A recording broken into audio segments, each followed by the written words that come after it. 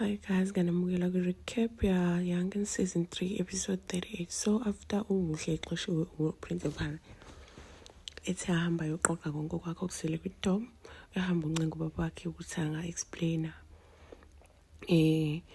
angacela angamvumeli ukuthi uprincipal amxoshe esikoleni, uyafuna ukuqeda imatric yakhe yena.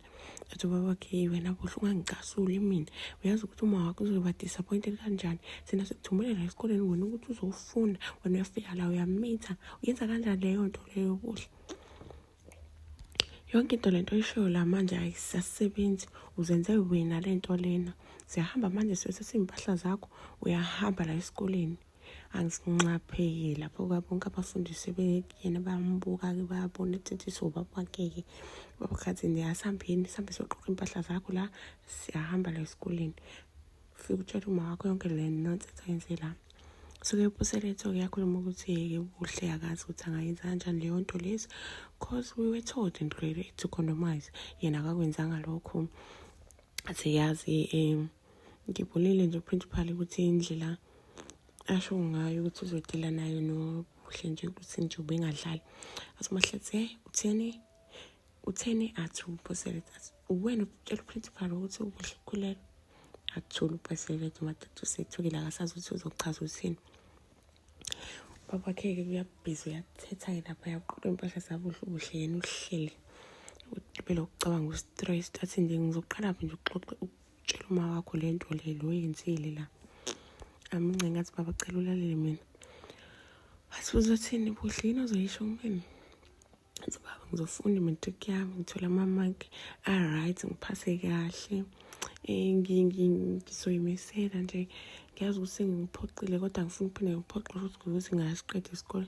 Kumele ngenze nina pride, ngenze nale ngane le pride. Athi nje wena ayikho into oyaziyo ngaphandle kokugqoka lama-badges akho ubu-head girl.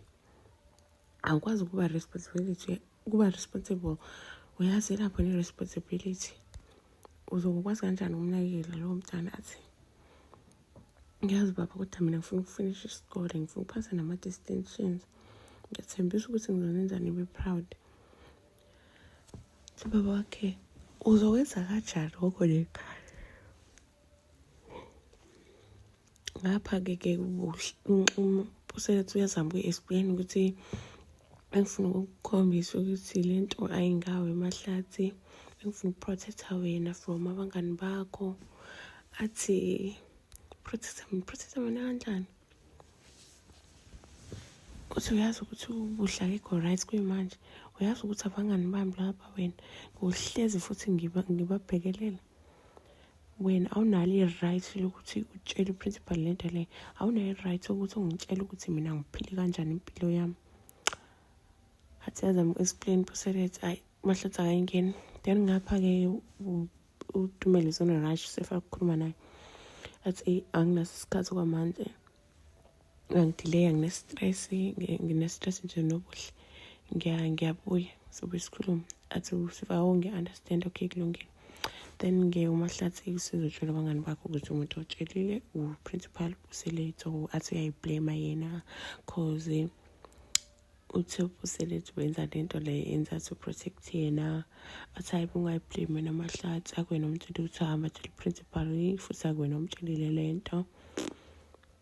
So nje ya uTumela ahamba akhulume naye uPuseletho. Athi-ke lalela la, sicela ungahlukanisi nomngani wethu, ngiyazi ukuthi uyamkhathalela. Athi uPuseletho ngiyamthanda uMahlatsi.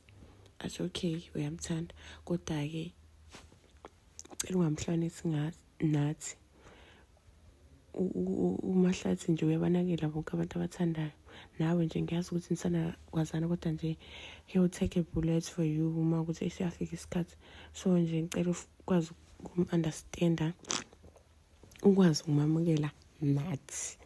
Bona uPuseletho uyayicabanga-ke lento eshiwoyo-ke. Nangoke-ke lana uThepho-ke nomhlangano wakhe uthi ufuna uyoshaya ubaba buhle and stuff for ukuthi bamthatha bamisa emakhaya. Ubaba kabuhle usehleli phansi kulalela ubuhle emchazela ngalento ukuthi ucela amnyekelele, amkhuluma noprincipal ukuthi aqhubeke afunde, amshiye lana. uzophasa, uzozimisela nje. After lokho-ke yeah, and then-ke babakhe-ke athi nje angifuni ukuqamba uma ngi-disappointed ngawe buhle, angifuni nje ungasho, ayikona into esithumele yona la esikoleni, kodwa ngizokhuluma noma wakho. And-ke ufuna inamba-ke yababo ingane-ke, then amnikeze kuhle. Hhayi-ke uKabelo-ke afike sevutha esikoleni-ke sethi, hey wena sufaka ubaba wakho le nto lena, sifonela abazali bami manje, mina-ke manje sekumele ngibe umuntu omubi. Athi Buhle, hey wena usukhohliwe ukuthi u-responsible for le nto le, awufuni ukuthatha i-responsibility ngale nto le. Yeyi wena la ungayenzi lento, athi uyathetha kuvele kuqhamuka ukhaya noma zihamba neke. Bathi yini uzama ukwenzani? Hhayi bonke-ke bamhlanganyele ethi uyakhuluma konke ukuthi Buhle-ke bambambe ngamawashingi. Kufike nengane zesikole zithi ekhaya kamshaye lo le one le uKabelo.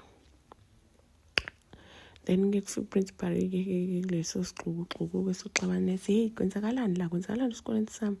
Abona uBuhle athi wena ngikuxoshanga la esikoleni sami.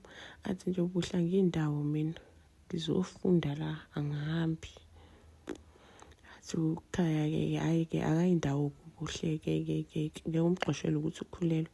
Uma ehamba la esikoleni nathi siyahamba, futhi nje akaphulanga umthetho wesikole. Athi yeyi uzofundisa iy'ngane umkhuba omubi.